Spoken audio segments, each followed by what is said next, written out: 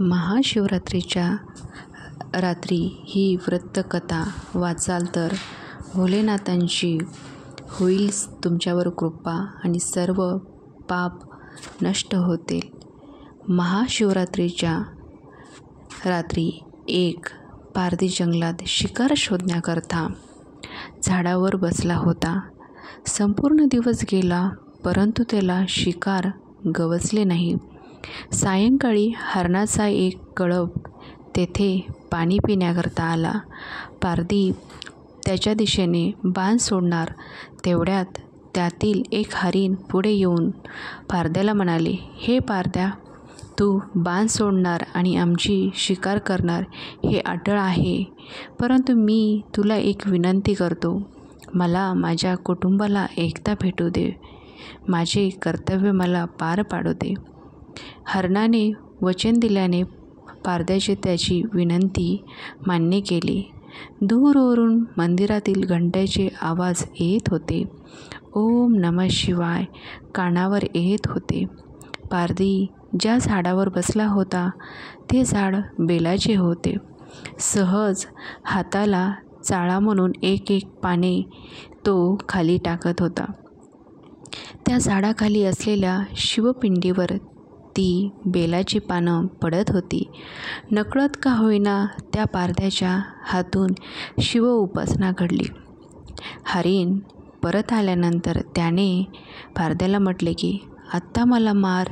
मी माझे कुटुंब प्रमुख असल्याचे कर्तव्य बजावून आलो आहे.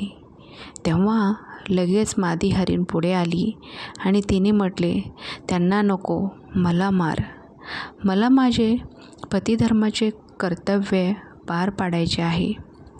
त्वरित हरणाची लहान लहान पिल्ले पुढे आली आणि म्हणाली, आईला नको, आम्हाला मारा.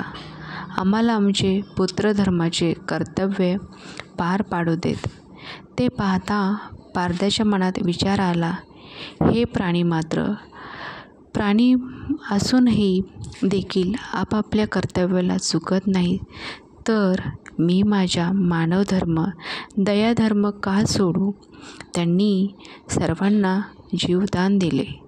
देवादिदेव महादेव हे सर्व पाहून हरणावर आणि पारध्यावर प्रसन्न झाले आणि त्यांनी त्या सर्वांना कृपाशीर्वाद दिला आणि सर्वांचा उद्धार केला. हरिणाला मृग नक्षत्र म्हणून आणि पारध्याला व्याघ्र नक्षत्र म्हणून अवकाशात नेहमीकरता स्थान दिले. हा प्रसंग ज्या समयास घडला तो दिवस महाशिवरात्रीचा होता.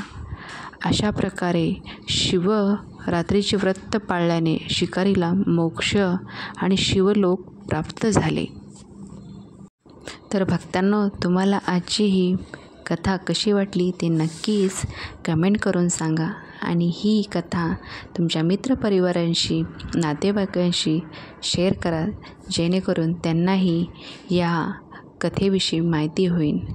आणि कमेंटमध्ये ओम नमः शिवाय लिहायला नका विसरू. नक्कीच कमेंटमध्ये ओम नमः शिवाय लिहा. धन्यवाद.